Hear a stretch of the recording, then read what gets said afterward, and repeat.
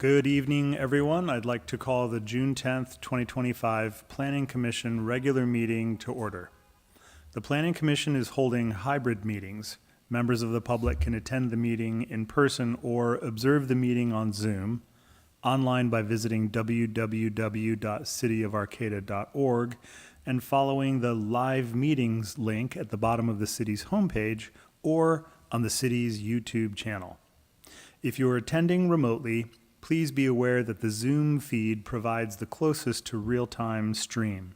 If you rely on the other feeds and you wish to make comments, please be aware of the time lag on those feeds. The first item on our agenda is the land acknowledgement. The City of Arcata acknowledges that the lands we are located on are the unceded ancestral lands of the Wiyot tribe. The land that Arcata rests on is known in the Wiyot language as Gudene, meaning over in the woods or among the redwoods. Past actions by local, state, and federal governments removed the Wiyot and other indigenous peoples from the land and threatened to destroy their cultural practices. The City of Arcata acknowledges the Wiyot community, their elders both past and present, as well as future generations.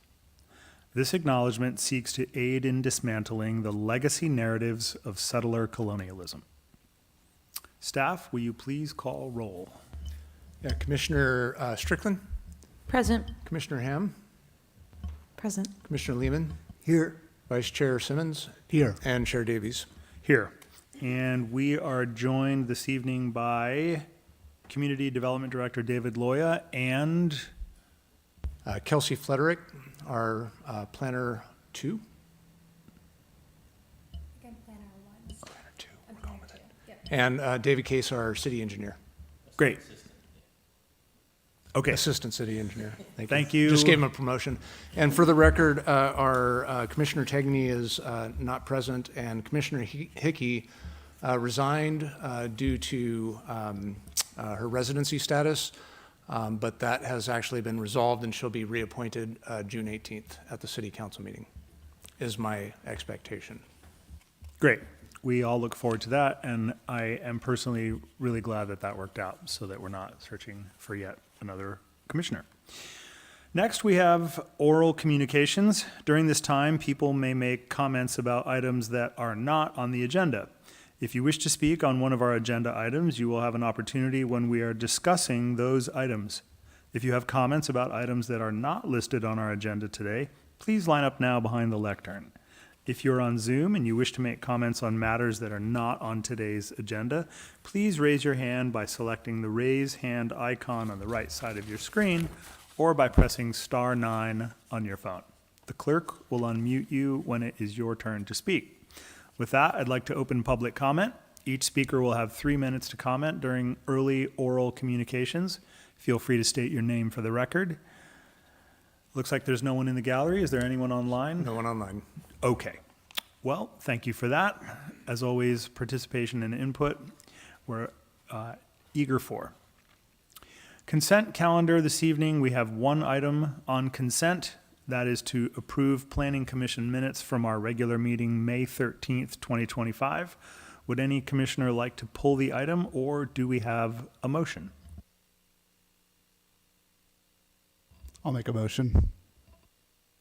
We have a motion. Does anyone want a second? Second. We have a motion and a second. Is there anyone in the public, either in person or online, that wishes to speak on the consent calendar? Okay.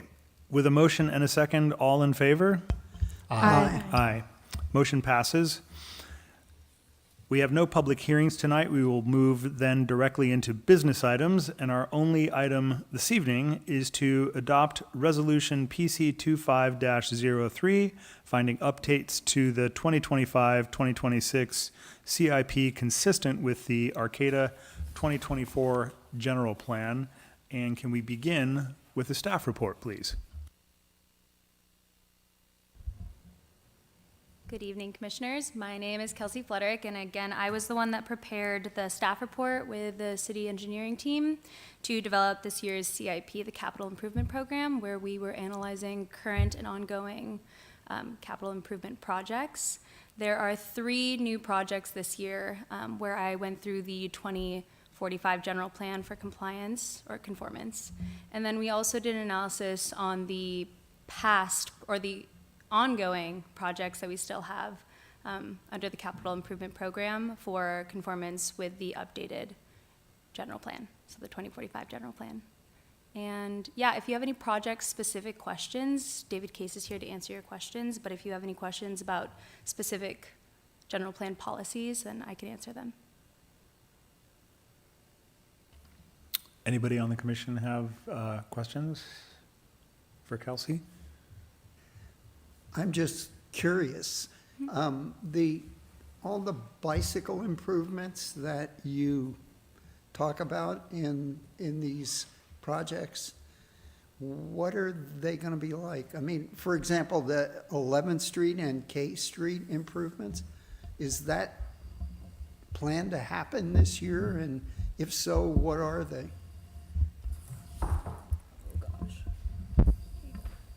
To be honest, I don't have any specifics for that specific intersection, but a lot of times, we're trying to improve whatever bicycle facilities we have. So if we have a road that has none, we try to look for a minimum of like our class 3, what we call sharrows. It's a shared lane essentially. And in some cases, in most cases, I would say if we have enough room to do a full-on bike lane, which is a class 2 bike lane, is what we prefer and strive to meet. Oftentimes we're very limited just based on the right-of-way and the roadway width. It's not very often that we will do like a full road reconstruction to do a widening in order to do that, because a lot of our streets are pretty much built out. They've got curb and gutter sidewalks, in which case it would be a significant cost to widen the road, in most cases just a foot or two to accommodate a bike lane. So a lot of the stuff we look at, we try to see if we can make it work within the existing footprint. But some of the other improvements that we do make, it would be like, even if there is a bike lane there, sometimes we do some of the green paint to kind of help in like two-stage bike queue boxes. And so I don't know if that answers your question exactly. I don't have anything specific, but we just try to strive to make some improvements for bicycle and pedestrian facilities when possible. Yeah, and I would just add to that the at the stage that we're evaluating the capital improvement program, we don't really have project specification details. It's part of the reason why we don't have a CEQA analysis on at this level. And so really what we're trying to identify is that, overall, is this project type consistent with the general plan? And then when it gets down to a specific intersection, whether it's K and 11th or the 11th Street run, we'll have more detail at that point. And generally, I would say, to add to what David said, is that we follow our complete streets policy as best we can. Yeah. And maybe just one other thing to add. Many of these projects, they start off, obviously, in more of the planning stages. So in some cases, we know something needs to be done and we want to do something at that intersection, but we still have to do some public outreach. We still have to do some things to figure out exactly what we're going to be doing. So it's obviously the difference between planning stages and construction or design stages. But one thing I just would add to this is that, we are going to be taking, like 2 years ago, we did a full CIP booklet, I call it, a 5-year CIP that we prepared. We didn't end up making one last year, but we are working on one for this upcoming fiscal year, in which case we're going to bring it to council and present it in about, I think we decided to hold off and do it in August, I believe. But we'll be giving a presentation along with the booklet, and we'll give a lot more details for each of these projects, what stages we're at in them, and where we plan to go with them in any 5-year plans for them. So, yep. Thanks for that. Any other questioners? Abby? How are these projects prioritized, or is it just dependent on like funding sources and availability? Yeah, that varies. I would say in most cases, a lot of it is funding and timing. So a lot of our projects, as you'll see at some point when you look at the CIP, is a lot of them are based on grants and federal or state money that we get, in which case many of those come with a deadline, in which case we have to have the project either completed or designed. We have to be at some stage in the process. So a lot of times we will prioritize and plan our projects based on those deadlines, so we don't lose that money. But we've got a pretty active engineering department. We have quite a few staff, and we're doing a lot of work in-house. So we're able to jump on and make progress on many of these projects at the same time. Some of the bigger ones that we can't necessarily handle, that we do reach out and we get help from consultants. So, but again, to answer your question, it does vary. But many times, more often than not, I guess it's really based on timing and funding. Thank you. Speaking of grants, are things on this list going to be affected by what's happening in Washington? I would say that we don't know yet. We've not heard anything at this point, so we're still moving forward as planned. Yes.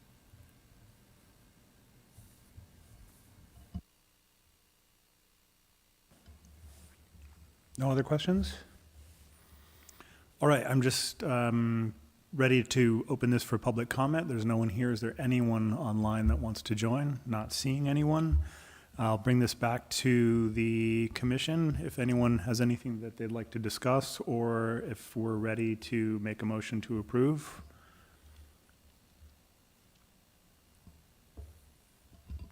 I'll make a motion to approve if no one else has any other comments. We have a motion to approve. Do we have a second? May I just make a quick comment?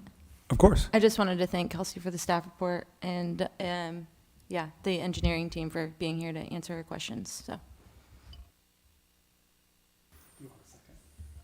I'll second. Okay, a motion and a second. All in favor? Aye. Aye.